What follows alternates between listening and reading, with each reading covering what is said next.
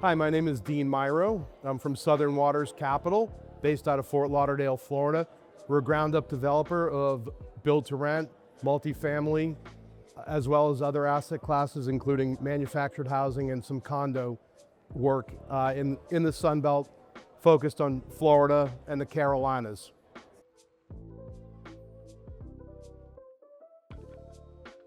After I got out of law school, I spent over 25 years on Wall Street as an underwriter for large public development bond issues. So combining a background in underwriting for these large projects gave me a very reasonable basis for understanding what works and what doesn't work, as well as designing financing packages and offering memorandum.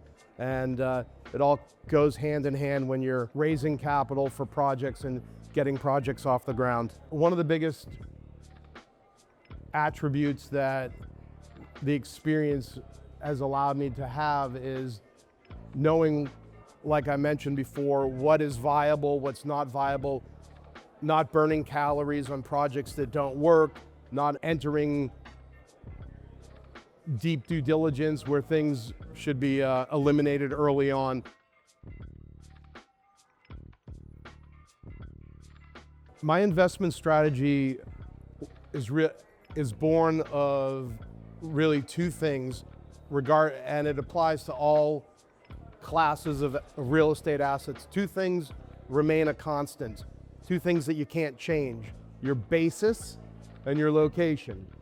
And you have to buy right, because if you don't invest early on at the right basis, that's something that sticks with you, and obviously you can't move your physical project. So those are the things that you have to nail early on.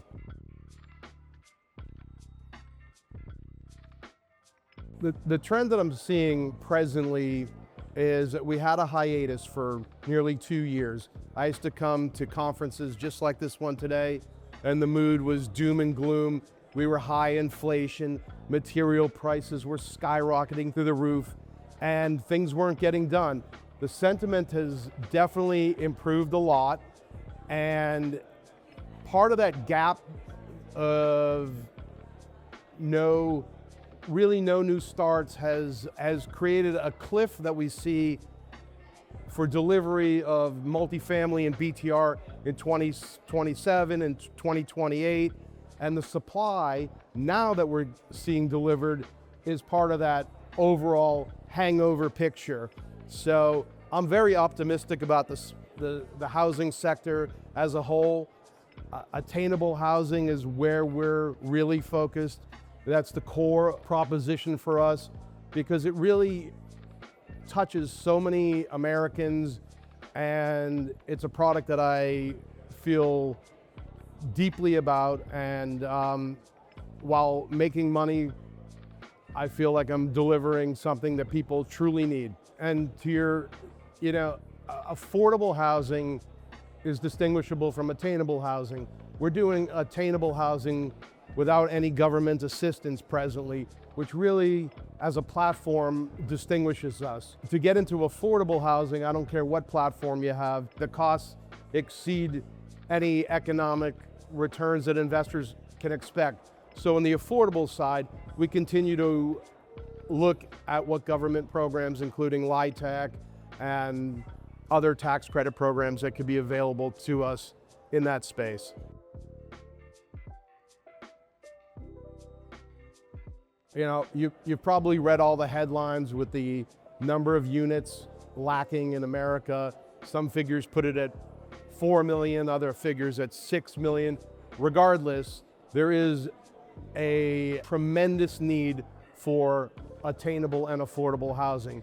We target working class families that can afford a brand new townhome or single family detached, or on the multifamily side, where they can pay rents that are between $1,700 and $2,200 that complies with the HUD definition of affordability. So we really work within those guidelines, but it's certainly a challenge with land prices still expensive, material prices high relative to where they were, interest rates still not where they were. It is a challenge. So we're underwriting to what we call yield on cost, which is really our metric for seeing if projects work in the present day, not what they're going to look like in the future. So it allows us to have a bird's eye view of what works in today's environment.